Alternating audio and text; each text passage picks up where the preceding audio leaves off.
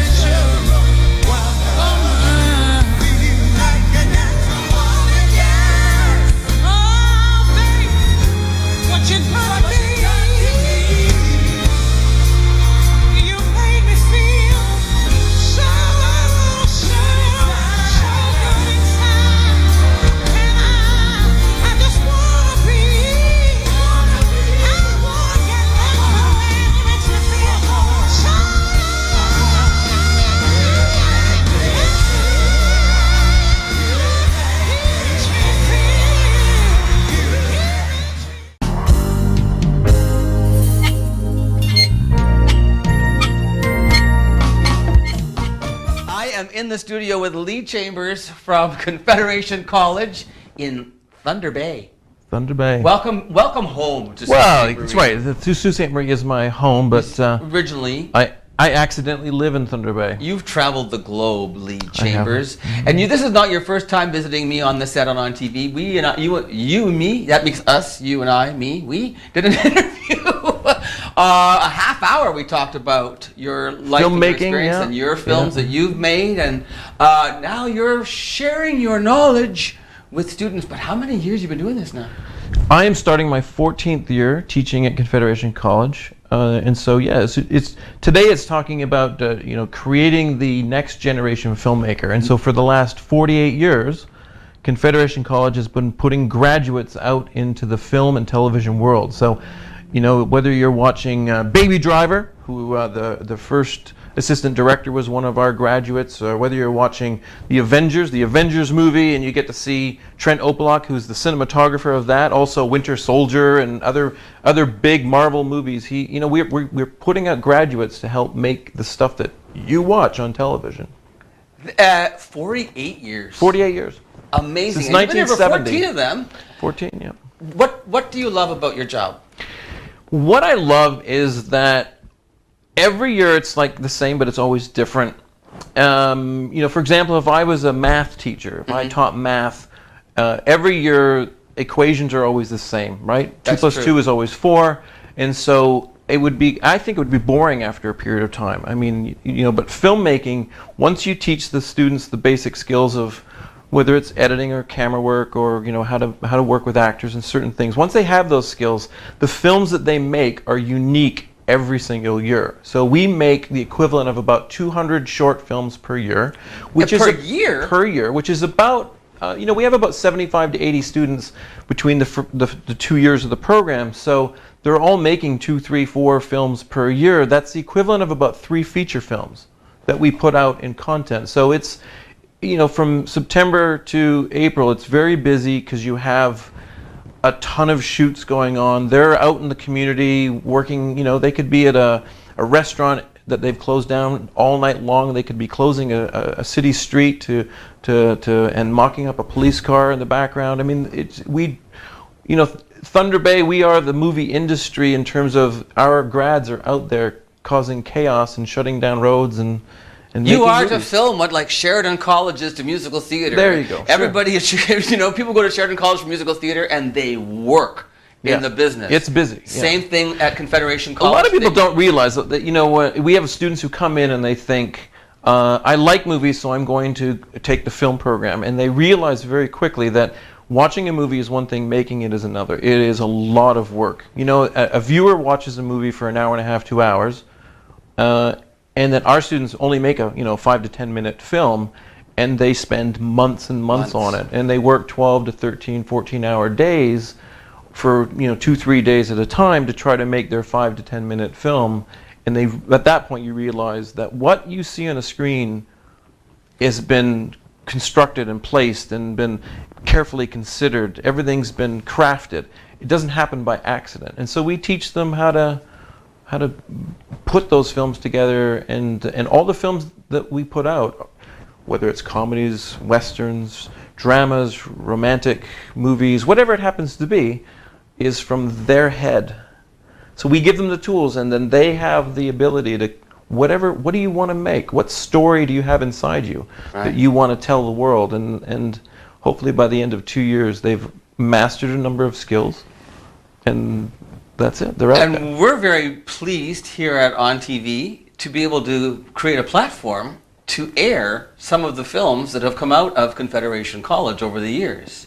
Yeah. So we're calling the series. It's called Conflicts of Interest. Conflicts, but it's spelled CONFLIX. Flicks, conflicts of interest. That's So it's a half-hour show. We're airing it Tuesdays through Fridays on ONNtv. At 8 o'clock. At 8 p.m. So you can watch it tonight at 8 p.m. And it's a variety of, everything. We're taking the new films that have been made by new students and sometimes throwing in some older ones. It's interesting because you can actually see. I was watching an episode recently where it comes back from like the 70s, and you can shot in the 1970s. Yeah. In Thunder Bay? Yeah, so it's kind of, you can actually see that is cool. A different climate, a different time period. Okay, so we're going to go to a commercial now. When we come back, we're actually going to show a clip of one of the shorts that came out of Confederation College. And we'll talk a little bit more about the course itself and what people need to know if they are interested in attending Confederation College and taking the film course that you offer there. Sure. All right? All right, so stay with us more with Lee Chambers talking about what's the name of the course at Confederation? The Confederation College Film Production Program. All right, back with more and Lee Chambers right after this.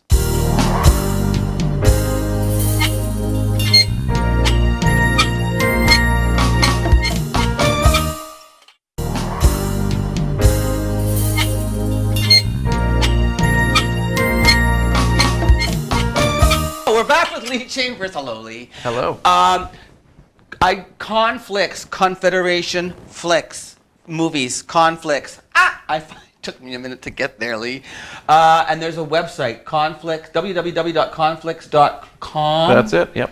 This is where you can go to get some information in case you're interested in the course at Confederation College. So, yeah, virtual tour. You can actually watch even individual episodes here and there as well. So, what kind of, if someone's applying, or someone's thinking about, film, what kind of prep work should they do just offhand? Like, do you require a portfolio if people are coming to study there?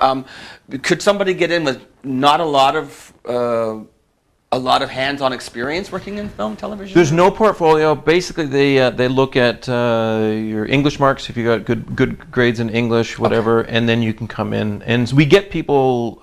We get a lot of international students. So we've had students from China, Malaysia, Russia, Iceland, Australia come in. So a good 20% of our students come from around the world. That's exciting. And which is great for the content because they make different, unique stuff, and it's a matter of mixing cultures, and they work so closely together over their 12 to 14-hour days that they bond, and it's a good cultural experience.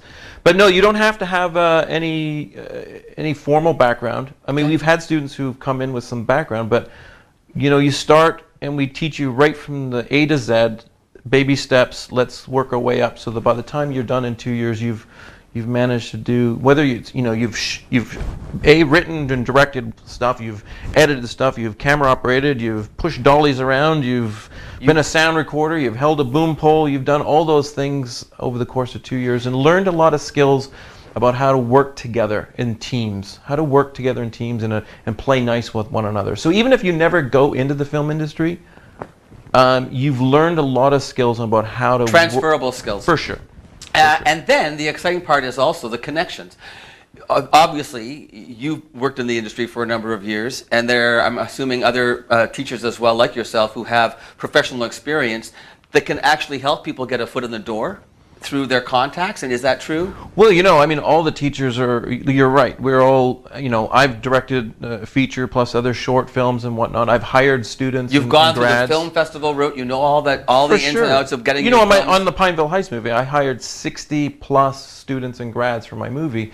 And I said to all my students, 'cause sometimes they have this attitude when they come in where, students sleep in, they don't come to class, whatever. And I say, I'll hire grads who actually come to class. Mm-hmm. You don't have to have the best grades, but I want you to put in 100% effort. Right. And so I won't hire you, even if you could be the greatest cinematographer, but if you don't show up 20% of the time, you're not reliable. And so I'd rather have someone who's reliable, who will work hard even if they still are finding their way in what they're trying to do. So, So yeah, we've all of the teachers have hired students and helped them find jobs and introduce them to other grads. I mean, we have an annual trip where we introduce grads to the other 47 years worth of grads and network and have helped them find jobs.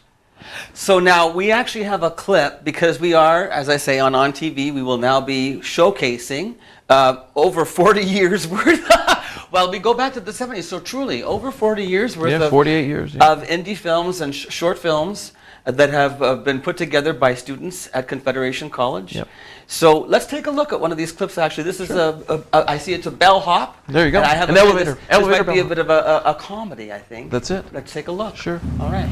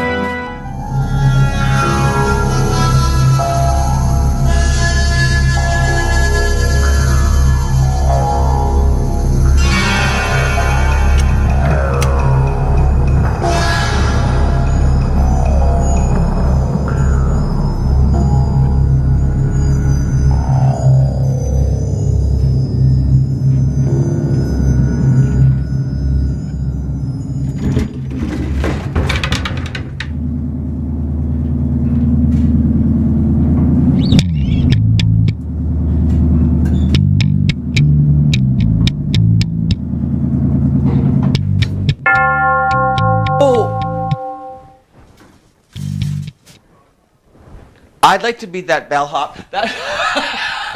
He got to work in just the right elevator. It was what a trip that was.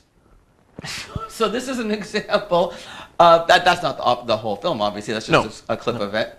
That was shot in Thunder Bay then? Shot in Thunder Bay. Where'd you find a building with an old elevator like that? So do you help help them scout the locations and stuff, or do you just teach them how they go about scouting? Sometimes, you teach them when they write a film, you have to find the location. So they'll write, like, we had a student last year who wrote a film that was centered around a bowling alley. And I said, well, that means you have to go to a bowling alley and get their permission to shoot in the bowling alley. And because of noise and recording sound, that means shooting in the middle of the night when you can control the sound. So when they're not open. And so they have to shoot all night long in a bowling alley. When I went to York University, I actually was in a student film, and it was the subway. And it never occurred to them that for continuity, we always had to be going the same way. It took forever to get the shots because we had to keep going back on the train to the location and start again and just keep doing that same route. So those are the things that people don't realize when you watch a movie, right? The time is how slow it is because of things like that, or things like I did a film once where someone got shot and we had one shirt. And we did the scene, they got shot. And then I'm like, now we got to go back to the beginning of the movie. I'm like, yeah, but I have blood red. We don't have another shirt for before. And so I had to do things where I'm holding a book over the blood stain. Where you get creative. Yeah. I know my partner, I don't know if you know this, but my partner Keith actually works in wardrobe and continuity in film and television. And the same sort of deal is like he always have to have multiple shirts and be ready in case. And he's got his tied stuff and whatever to get stains and stuff. That's crazy, man. Yeah. And then also the permits and stuff you have to get. They learn all this kind of stuff too, right? The real hands-on. Yeah. Well, Lee, I appreciate you being here, and I'm happy that ONNtv is going to be able to promote the products that are coming out of the program at Confederation College. Thank you. And if you're interested in what Confederation has to offer, then you go to www.conflix.com, and you too can experience the magic of film and the wonder of Lee Chambers. Cheers. Thank you. I'll shake your hand even though I have a boo-boo. We'll see you the next time you're in town, and you're going to promote whatever else you got going on, Lee. You're always welcome here at ONNtv. I've got my own running shoes. Or his own running shoe line, and I'm going to be selling these flowers on eBay. So stay tuned. Except there's the magic of television. We'll see you later on ONNtv. Don't go anywhere.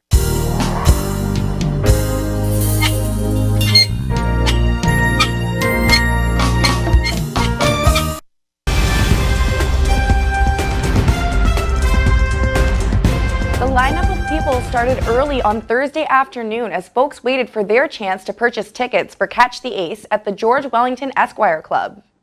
At 9:30 p.m., the Ace was again not drawn, but we still had some pretty lucky winners walking away with the small jackpot. The night's jackpot winners were Jen, Vanessa, Angie, and April, and ONNtv had a chance to speak with them right after they won over $30,000. They didn't pull the Ace of Spades, so it's another week of anticipation ahead. The progressive jackpot now sits at almost $225,000. The president of Tim Hortons is fed up with the leaky brown tops on its coffee cups that haven't changed a bit in 20 years. So much so that he's pushed the company to turn over a new leaf, literally. Alex Macedo said Thursday that 6 of the brand's locations are experimenting with more environmentally friendly lids, emblazoned with a maple leaf, adding that they have been rigorously tested by thousands of people who climbed hundreds of stairs and drove plenty of kilometers with cups in hand. The goal is to design a cap that will cut down on leaking. The lid change is just one aspect of the company's plan to admit to mistakes, some of which caused it to fall behind competitors, and to make significant changes in order to win over consumers and franchisees alike. Macedo and Duncan Fulton, the chief corporate officer at Tim Hortons' parent company, Restaurant Brands International, said in a meeting with the Canadian press that customers will soon see new packaging, marketing campaigns, and an emphasis on being environmentally friendly. The initiatives are part of a raft of changes the company recently announced, including all-day breakfast, a kids menu, delivery, digital kiosks, and a loyalty program. They are the product of hours of meetings with the executives and franchisees, the feedback they've received from customers, and word they've heard from their top ranks. Fulton and Macedo said the pressure to change packaging has also mounted in recent months as environmentalists have pushed restaurants to ditch the use of plastic straws unless individual customers ask for them. Sault Area Hospital's Board of Directors has announced that Ron Gagnon, President and Chief Executive Officer for Sault Area Hospital, will be leaving his position to begin the next phase of his career as President and Chief Executive Officer at Grand River Hospital. As one of the most tenured CEOs in Ontario's hospital system, Ron's leadership has resulted in many achievements for the people of Algoma. These include the move to the new hospital, a partnership with Health Sciences North resulting in the availability of radiation treatment for patients in Algoma, financial recovery resulting in multiple years of modest surpluses to reinvest, accreditation with exemplary standing, successful advocacy for a Level 3 withdrawal management facility, and making coronary angioplasty available in our community. Ron has served SAH for a total of 17 years, first as Vice President of Finance in 2001, and then as President and CEO as of 2006. Ron will begin his new position in early November. Grand River Hospital is one of Ontario's largest community hospitals, serving more than 700,000 residents of Waterloo Region and Guelph Wellington. The Board of Directors at Sault Area Hospital is currently developing plans to secure a new CEO and interim appointment.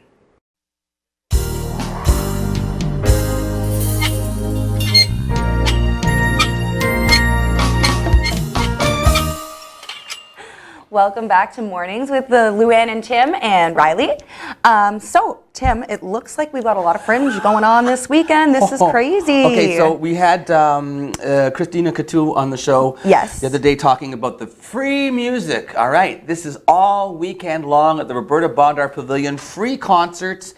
Today we've got, starting at 5 p.m., going right through to like 11 o'clock. 4 different acts on stage at the Bondar Pavilion. Saturday starting at 3 in the afternoon, Jeff Hinich, Britta Wolfert, Mr. Toddy, big headliner Crystal Shawanda, followed by Mustang Heart at 9 p.m., an entire day and night of music at the Bondar Pavilion. And Sunday, more music and poetry readings.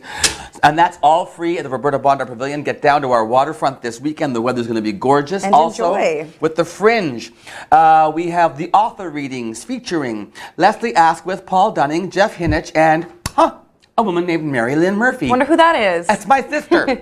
Mary Lynn, all 4 of these authors are going to be doing readings from their books. My sister Mary Lynn's publication is the novel Finding Grace, and she's also got some poetry in several Canadian literary magazines. So Mary Lynn will be there reading from a work in progress called Shift, which is a collection of, I have to read this, and this is my own sister, a collection of linked stories and novel. And are these all Northern Ontario authors? Oh yeah, these are all local. Awesome. Jeff Hinich, he's a singer-songwriter. Well, we saw he's going to be at the Pavilion. Yes, he is.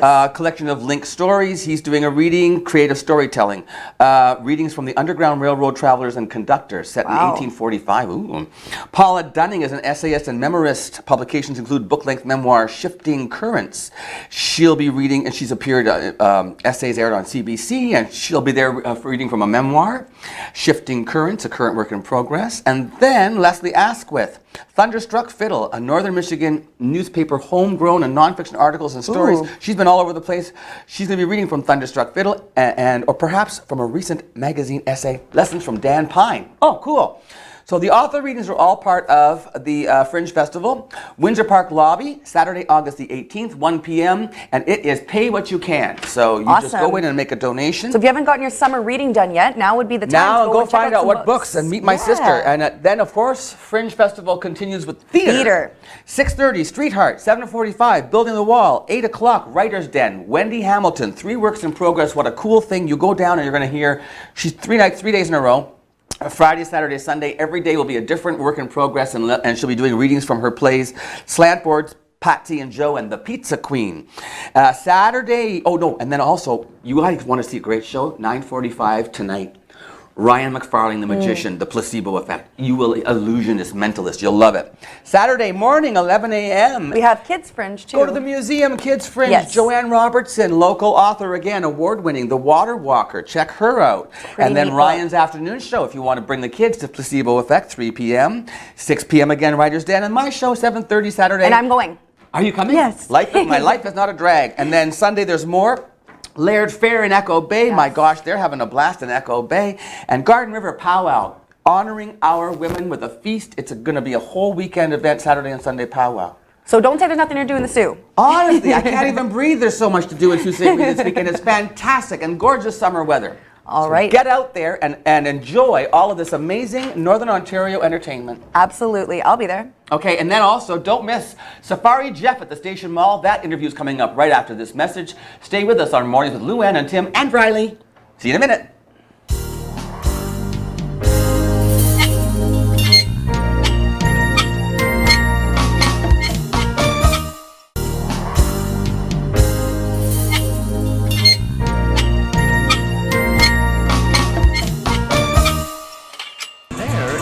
Constrictor.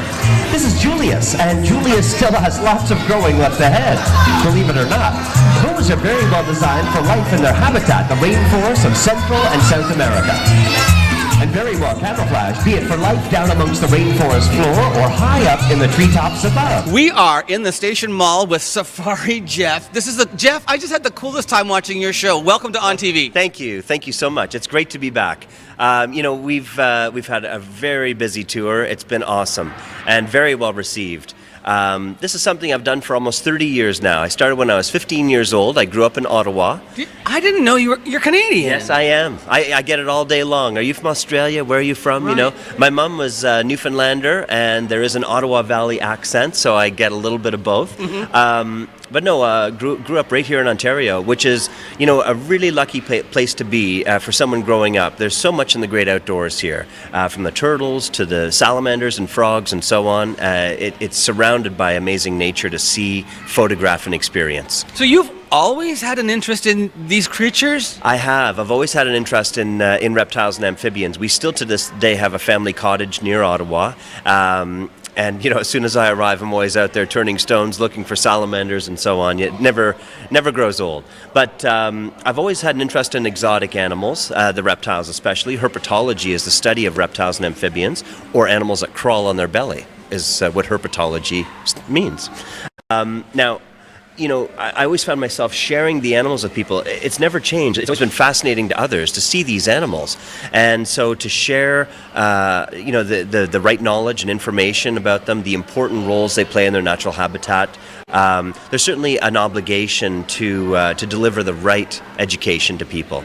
And I think that turns people on to nature. The exotics really hold the attention and captivates the viewer, but it gives me that opportunity to deliver a good message and bring people to a new level, a new understanding of the nature that surrounds us.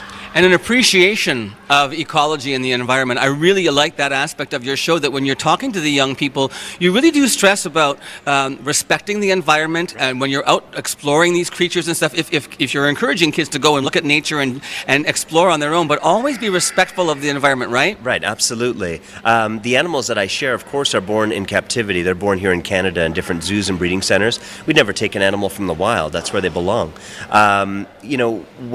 When I was growing up, so many people, and still to this day, a lot of people have a fear of whatever the animal is. Snake's a common one, of course. Maybe it's a snapping turtle around the dock at the cottage. People are nervous about these animals that share territory with us. And so by educating the public about these animals, how passive they are, how positive they can be to the environment, how they can benefit us in our own environment, whether it's around the house or cottage, this is really important. It gives people that newfound appreciation, and ultimately, in the end, protects the environment, protects the animals, and gives us a stronger presence and existence with the nature that surrounds us. What was it like being your mother and father? Were you always bringing creatures home when you were young? Yes, indeed. And there's been a few snakes that got loose in the house back in the day.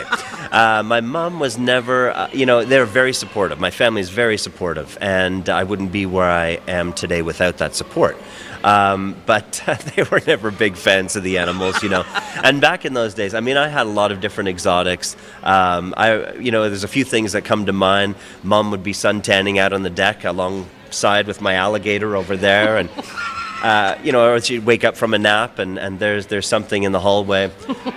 So there was some sketchy moments, but I've had a lot of interesting animals in my care. I was lucky enough to start as a volunteer. This had a lot to do with my mother, actually. When I was 13 years old, she called the Museum of Natural Sciences in Ottawa and the Herpetology Division or section of the lab, and asked, could you take my son on a guided tour Friday after school, and please talk him out of acquiring this pet crocodile. So I went for that visit on Friday after school, and the curator of the lab was so impressed with the knowledge I had about these animals. The following week, I started as a volunteer. For the next 6 years to come, I was able to work with doctors of herpetology and really gain such a knowledge of these animals and zoology. And of course, I got my pet crocodile as well a week later. But nonetheless, all of these moments have played big roles in my life and bringing me to where I am today. And after 30 years of presenting to the public, you see what the public want to see and hear, how they respond to it with that positive reaction, the right reaction you're looking for, and connection. And so I'm very lucky to do what I do today, and it's all thanks to the support of the public, especially here in Canada. Now, what about after, as you grew up, okay, so you had this interest and you volunteered, then as far as education goes, can I ask about, did you study? Did you continue to study? Yes, I mean, a lot of it was self-taught. A lot of it was under Dr. Francis Cook. He was a great herpetologist. I took my first trip to Costa Rica when I was 18 years old. On that trip, I was able to see the animals that I would keep as pets in their natural habitat, So taking the knowledge that I gained from the lab, the experience I had from growing up and the hands-on experience in the great outdoors, and now taking that exotic experience that I gained. At 18, that was my first trip, and I went every year after and spent several years there collectively. So I took all of this and brought that together into the show to share. You see a lot of cinematography. I film in the wild, so that coincides with presenting the animals. I've always said, kids come up and parents come up after the show and ask, little Jimmy or Julie wants to do what you do, or they want to work with animals. Where should they start? Or they have a passion for something.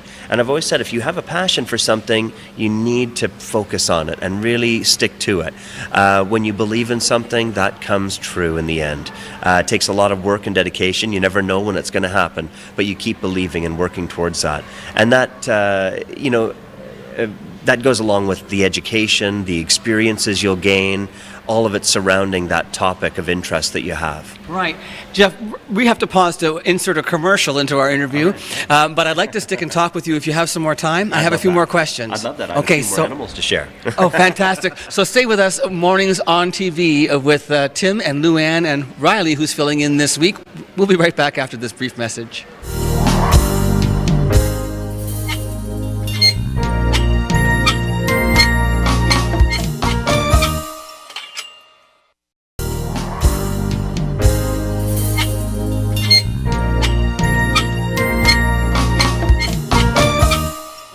So here are some kittens that some of Safari Jeff's creatures probably could eat. Well, it's true. He had snakes there that could eat a whole kitten, I swear to you, but not these kittens. These kittens are safe. Hi, Laura. Hi, Tim. It's Humane Society Friday, and we're always happy to have Laura and the kitten. Do you want another one? I take another one. Okay. We have 4 kittens here, but only 3 are available because one of our salesmen, Steve Filioglu, who I call Mike, Steve has already decided to take one of these kittens home. And it was this one, the little girl. Oh, that's the one that's. Yeah. Oh, well, this one's very calm too. Yeah, they're all is pretty this a little good. boy? That's a little boy. So how old are these kittens? These guys are about 8.5, 9 weeks old now at this point. Look at these little kittens! Oh my God! So these are ready for adoption. They are. Yep, they're already on our adoption floor. And look, that one's little nibbling on your finger. He's hungry. Nibbling on the finger. And so, when you adopt a cat, what kind of preparations do you need to have in place before you take a kitten like this home? What should you be prepared for, Laura? Well, the standard things, so like litter boxes, a scratching post, food, water, toys, like that kind of thing. Right. Little ones too, we suggest sometimes having a separate room set up for the first little bit. Because they can get lost easily in a house. It keeps them close to their litter box, because kittens are like little kids. They suddenly have to go to the washroom and they could be halfway across the house. Right. So keep them in a room to start. yeah, well, especially when they're little like this. When they're little, like. I mean, during the day if you're home, have them out with you, but baby. it's a good idea at nighttime or if you're not home to have them in a smaller space. Let's get And curious. you know some history on these particular cats? These guys were, well, they almost went in our night deposit box, but we Okay. saw the people. They were just barn kittens. Okay. Oh. Yeah. And so, what about shots for kittens? What do they get? These guys have already had their first set of boosters Okay. and their dewormings. They're probably due in a couple weeks for a second booster, and then they usually get 3 boosters, and then they'll have to get their rabies shot when they're about 4 to 5 months old, Okay. and then fixed at about 6 months. And once again, what is the price to adopt a kitten? Our adoption fee is $30, but then it's also, so you leave a $60 deposit that goes towards the spay or neuter. The spay or neuter, right? So it's a total of $90, but $60 is taken right off your bill at any vet here in town. Gotcha. Very cool. And tell me about, you've got some stuff coming up as far as Yes, fundraising and things go, right? For the Humane Society? we do. Our annual dog walk is coming up the second week of September. What do you do with that? What's that mean? People raised, you can do it as a group or individual, pledges. Cause for Paws? The Cause for Paws walkathon. How do you know that? I've done it before. I used to volunteer at the Humane Society. Of course you did, you little sweet thing. There's chances to win prizes with the number of pledges. So the top winner wins the grand prize. Where do you walk? It's the Roberta Bondar Pavilion. So you just walk around the pavilion with your dogs? It's along the boardwalk. You don't even need to have a dog. You, can You don't still even do need it. to yet. Some people borrow shelter dogs and walk them yeah, to that's No what I it. did. kidding? Yeah, we had a couple last Listen, year. that is a great idea. And then Laura, people for can some- meet the dogs too. Yes, and give them exactly. A chance to get to know them. Look at your little belly. Little belly. Oh, she got little stripes there. Little belly. Oh, you love me. And don't you? we also have tickets on sale right now for Oh, that draw. We the bought draw. some here. You did, yeah, a few But weeks what ago. am I going to win?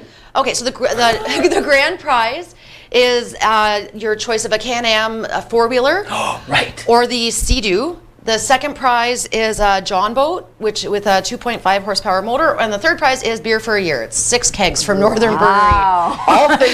Those are all things that Keith would love. Brewery. Yes, and that draw is also happening the same day as the dog walk. So when's the dog walk again, Laura? I believe it's the 16th. I think that's September. And it's on Okay. our events calendar. Yes. Oh, by the way, everything we talked about on today's show, whether it's this stuff or the fringe stuff or any of the entertainment, anything, it's all on SueOnline.com on our community calendar. And that's our show for today. Laura, thanks for bringing the kittens in. If you You're want to welcome. adopt one of these lovelies, head down to the Humane Society. They're open this weekend. Thanks for tuning in to On TV Mornings with Luann and Tim and Riley, and we'll see you on Monday. We'll be back Monday morning. Have a wonderful weekend, Sault Ste. Marie. Thanks for joining us today. Oh my goodness. The most beautiful little baby.